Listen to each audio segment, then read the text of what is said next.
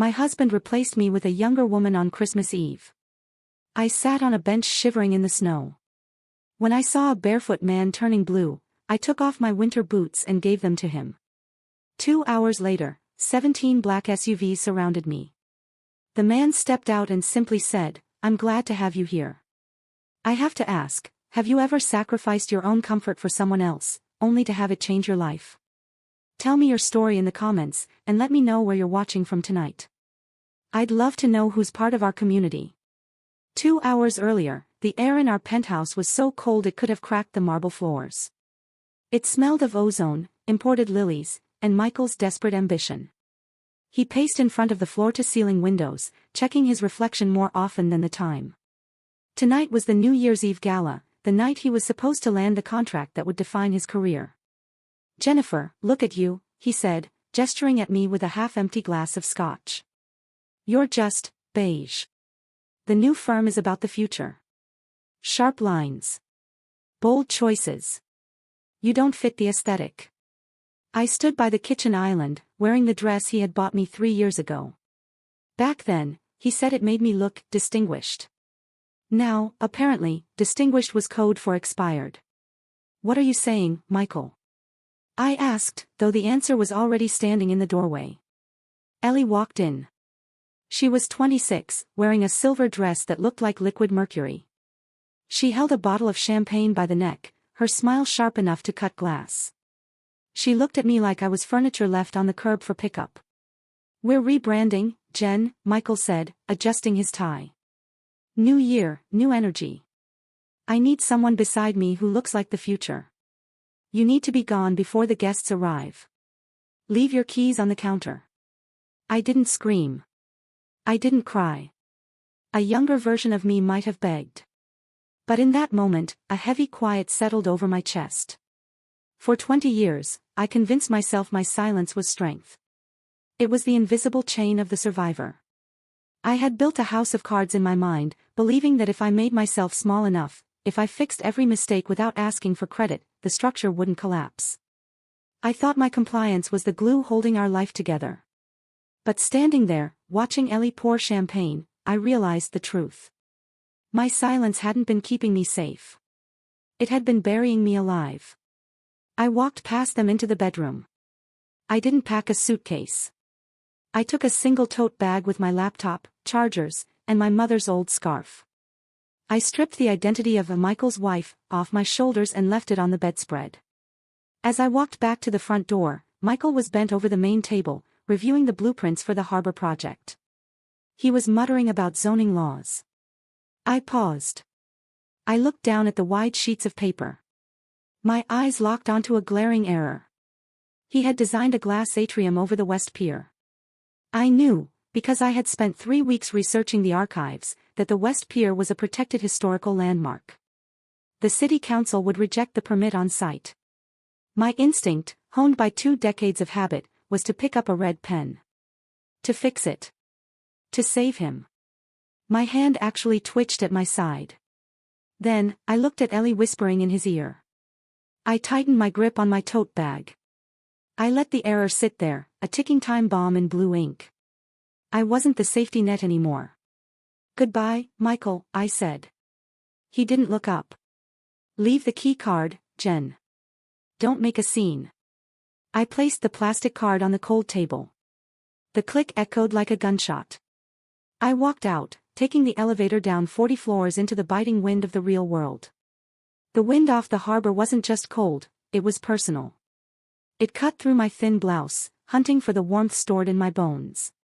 I sat on the metal bench of the bus stop, my knees pressed together. To my left, a man was muttering to himself. He looked like driftwood, a fixture of the city people walked past without seeing. He was older, wearing a windbreaker so thin it might as well have been paper. He was shivering violently. But he wasn't focused on the cold. He was wrestling with a notebook, cursing under his breath. "The tonnage, it doesn't match the pier depth," he rasped. 1892, no, 94. I stared at him. The words pulled me out of my misery. Pier depth. I knew those numbers. I had spent 6 months living in the city archives for Michael's project. It was 1896, I said. My voice was brittle. The trade route didn't shift south until the Great Dredge of 1896. Before that, the West Pier could only handle shallow draft schooners. The man stopped flipping pages. He looked up. His eyes were startlingly sharp. The Great Dredge, he repeated. That's why the structural pilings are set 20 feet deeper on the north side. Exactly, I said, the librarian in me taking over. If you build heavy infrastructure on the south side without reinforcing the silt bed, the foundation cracks within 5 years. It's in the Municipal Geology Survey from 1902. He stared at me, his mouth slightly open. It wasn't the look of a madman. It was the look of a man who had just found the missing piece of a puzzle. Of course, he whispered. The drainage runoff. He scribbled frantically, his hand shaking so hard the pen barely stayed on the paper. That's when I really saw him. His lips were turning a dangerous shade of blue. His hands were raw red knuckles. He was entering the early stages of hypothermia right in front of me. I looked down at my coat. It was a heavy down parka, charcoal gray.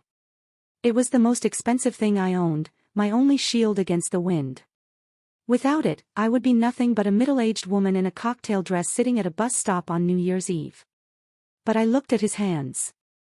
I thought about Michael, safe and warm in the penthouse, indifferent to the cold reality outside. I realized then that warmth wasn't something you hoarded. It was something you created. I stood up. The wind hit me instantly, stealing the heat from my skin. Stand up, I said. He looked confused. What? I took the coat off. The cold was a physical shock, a slam against my chest. I didn't hesitate. I stepped forward and draped the heavy coat over his shoulders. I zipped it to his chin. You're going to freeze, he stammered, looking at me like I had performed a magic trick. I'm tough, I said, wrapping my arms around myself, teeth chattering. Keep the heat in. He touched the fabric of the coat. He looked at me, really looked at me, and the sharpness in his eyes softened into something profound. You know the history of the harbor, he said softly. And you give away your only coat. Who are you? Just someone who knows what it's like to be cold, I whispered. He didn't say thank you. He reached into his pocket and pulled out an object. It wasn't money. It was a compass. Old brass, tarnished by salt, the glass face scratched but unbroken. Hold this, he said, pressing it into my freezing palm. True north isn't a place on a map. It's character. And I think I just found mine. I looked down at the compass. The needle was pointing straight at him. Before I could ask what he meant, the hum of engines drowned out the wind. Lights flooded the bus stop. It wasn't a bus. It was a fleet. 17 black SUVs rolled into formation, boxing us in. Men in earpieces stepped out. I took a step back, terrified. The old man stood up. He didn't look like a shivering fisherman anymore. He straightened his spine, the heavy coat hanging off his shoulders like a royal cape. Right on time, he said. Mr. Sterling, one of the men said, stepping forward. Your core temperature dropped 2 degrees. The board is panicking. Let them panic, the old man said. His voice had changed. The rasp was gone, replaced by absolute command. Panic breeds efficiency. He unzipped my parka and handed it back. Underneath the thin windbreaker, I saw the glint of a silk lining.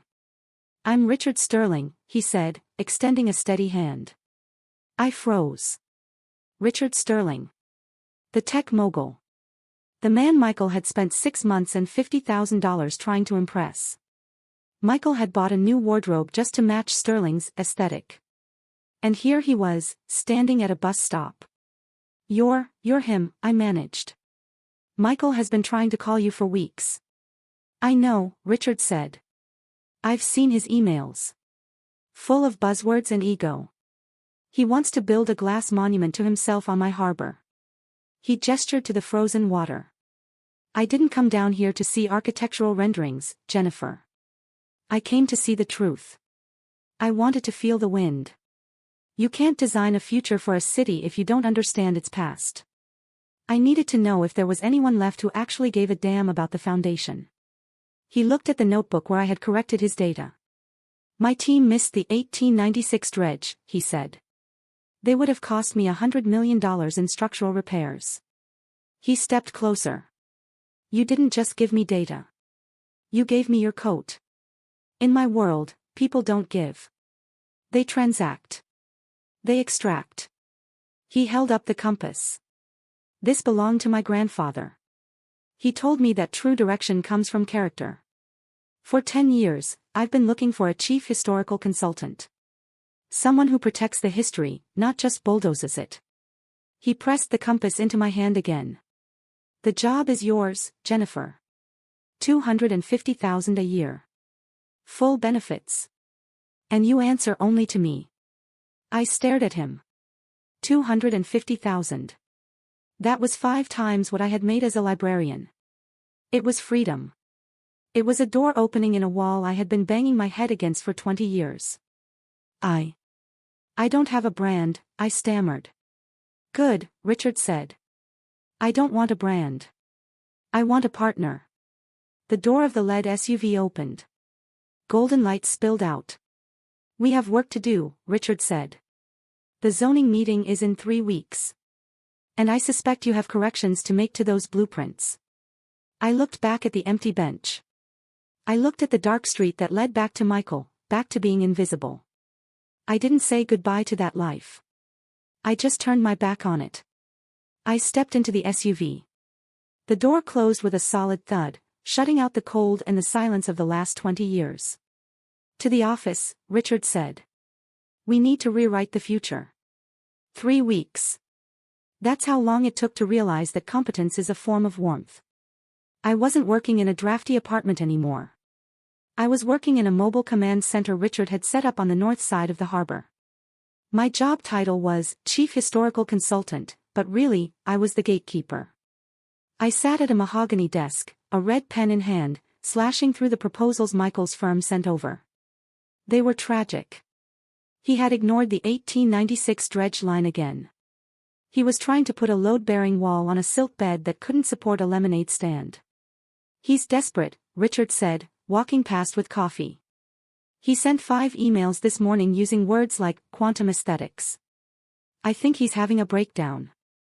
He's not having a breakdown, I said, cold precision in my voice. He's running out of money. If he doesn't land this contract tonight, the firm goes under. It was just data.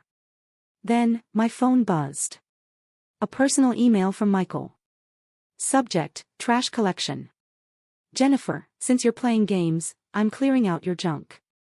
That upright Steinway your mother left you. It doesn't fit the new decor. It's on the curb. It's going to rain in 2 hours. Come get it, or the garbage truck takes it. My hand froze. That piano wasn't junk. It was a 1920 Steinway. It was the only thing my mother left me. It was the heartbeat of my childhood. He knew that. He wasn't cleaning house, he was taking a hostage. I stood up, panic clawing at my throat. I needed a truck. I needed to run. Jennifer? Richard asked. I handed him the tablet. Richard read it. He didn't look angry. He looked bored. The way a grandmaster looks when an amateur uses a pawn to threaten a queen. He thinks because he's in the penthouse, he controls the building, Richard said softly. I have to go, I said. If it rains, the soundboard will warp. Sit down, Jennifer. The command was gentle but absolute. Richard walked to his safe and pulled out a blue folder. I didn't just hire you because you knew history, he said. I hired you because I knew who you were married to. And I knew that a man who builds glass houses shouldn't throw stones. He placed the folder on my desk. It was a debt acquisition form. Michael's firm has been leveraged to the hilt. He borrowed against the building to pay for his lifestyle. To pay for Ellie's car. To pay for the branding. The bank was going to foreclose next month. He tapped the paper. I bought the debt this morning, Jennifer.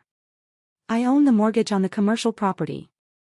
I own the lien on the penthouse. I own the chair he's sitting in. I stared at the numbers. 7 figures of debt, all transferred to Sterling Holdings. You bought his debt. I whispered. I bought his leverage, Richard corrected. He is currently trespassing on my property. And he is threatening to damage the personal property of my chief consultant. He pulled a single sheet of paper from the back. Proxy statement. This designates you as my proxy, Richard said. It gives you full voting power for the majority shareholder. Tonight, at the gala, that is you. He slid the paper toward me. You don't need to rent a truck. You walk in there as the owner. And you tell him that if he touches a single key on that Steinway, you will liquidate his entire life. I looked at the document. The panic in my chest evaporated. It was replaced by something colder. Stronger. I wasn't the wife scrambling to save her heirlooms anymore. I was the landlord coming to collect. The gala is in 4 hours, I said. Then we better get you a suit, Richard said. You have a board meeting to attend. The grand ballroom of the Maritime Hotel was a cage made of crystal and light. Michael had spent the last of the company's budget renting it. I walked in through the double doors, flanking Richard Sterling. I wasn't wearing beige. I was wearing a midnight blue power suit, tailored to within an inch of its life. My hair was pulled back. I wasn't hiding. I was arriving. On stage, Michael held a microphone, basking in the spotlight. Ellie stood behind him, draped in something sheer, looking like a trophy. Architecture is about shedding the dead weight of the past, Michael announced. We need to rise above the old foundations. He raised his glass. To the future. The room applauded politely. It was a room full of sharks, investors, zoning board directors. They were there to see if Michael could deliver. Then, Richard stepped into the light. The applause died instantly. A hush swept over the room. Richard Sterling didn't go to galas. His presence was a royal decree. Michael's eyes snapped to us. He saw Richard and lit up with greedy relief. Then, he saw me. His smile faltered. He blinked. He let out a nervous, incredulous laugh. Jennifer, he scoffed. Did you crash the party? Security. He waved a hand, dismissing me. Ellie giggled. I tried to tell her, Richard, Michael said, walking toward us, ignoring me completely. My ex-wife has a hard time letting go. It's sad. She doesn't understand that some people aren't built for this level. He reached for Richard's hand. Richard didn't move. Mr. Sterling, Michael said, freezing. I assume you're here to sign the contract. I'm here to observe the vote, Richard said. The vote? Michael frowned. I own the firm. I am the vote. Not anymore. Richard stepped aside, clearing the space between Michael and me. I'd like to introduce you to the representative of Sterling Holdings. She holds the proxy for the majority debt of your firm. She casts the deciding vote. Michael looked at me. He looked at the suit. He looked at the way I was standing, not shrinking, not apologizing. Her, he whispered. You gave the proxy to the librarian. I gave the proxy to the architect, Richard corrected. I stepped forward. I placed the blue folder on a cocktail table and opened it. The glass atrium over the West Pier, I said. My voice wasn't loud, but it carried like a gavel strike. It violates the Historical Preservation Act. The city council would revoke your license for even proposing it. Michael's face went pale. That's a technicality. No, it isn't, I continued. Because you cited the columns on the south silt bed. The 1896 dredge line makes that soil unstable. If you build there, the atrium collapses into the harbor within 5 years. It's negligent homicide. I looked up at him. I tried to tell you that on New Year's Eve, I said. But you were too busy looking at your reflection to look at the blueprints. Michael stammered. He looked around the room for an ally, but the investors were backing away. They smelled blood. In that moment, I understood why he was crumbling so fast. For 20 years, Michael had confused having with being. He thought having the penthouse made him powerful. He thought having the contract made him a visionary. But those were just costumes. It is the delusion of power of the empty wallet. He had spent his life renting his status. He rented his genius from my research.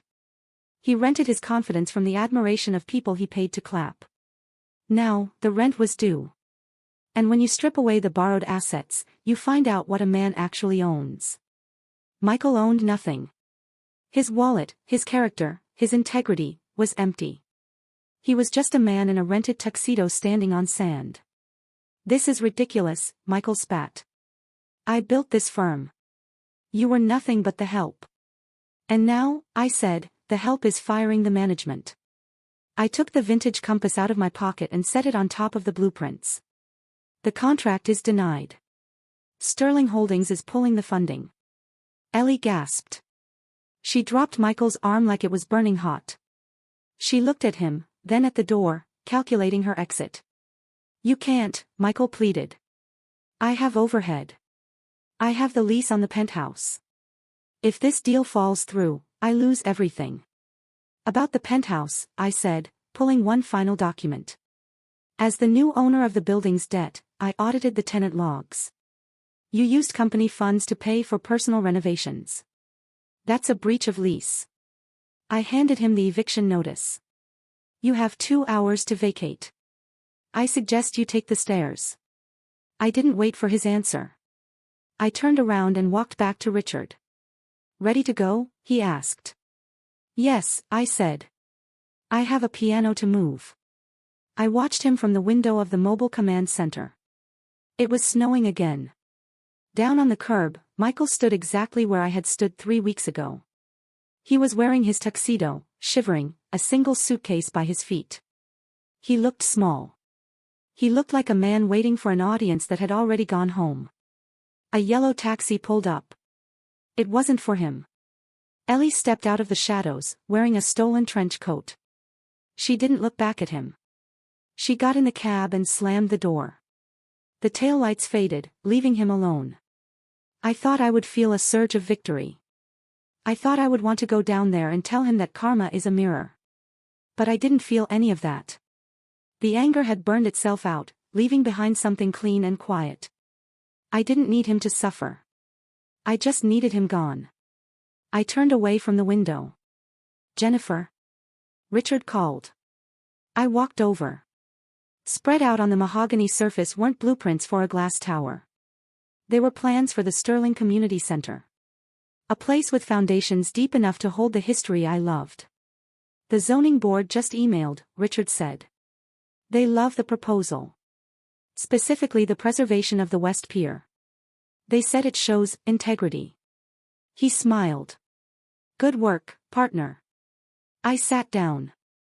I picked up the red pen, not to correct a mistake, but to sign my name. Next to the pen sat the vintage compass. The needle was steady, pointing true north.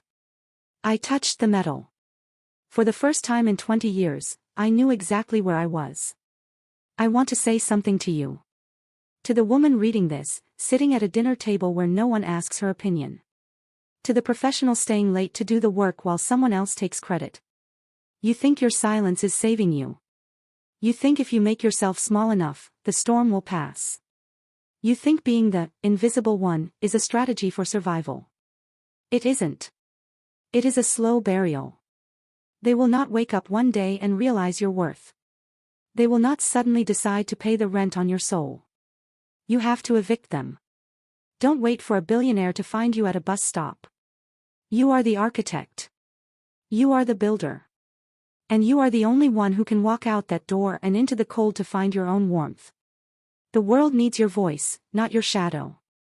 Be your own rescue. If this story reminded you that you are the architect of your own worth, share this video. Let's remind every woman that her silence isn't saving her, it's time to speak. Follow for more stories of truth and triumph.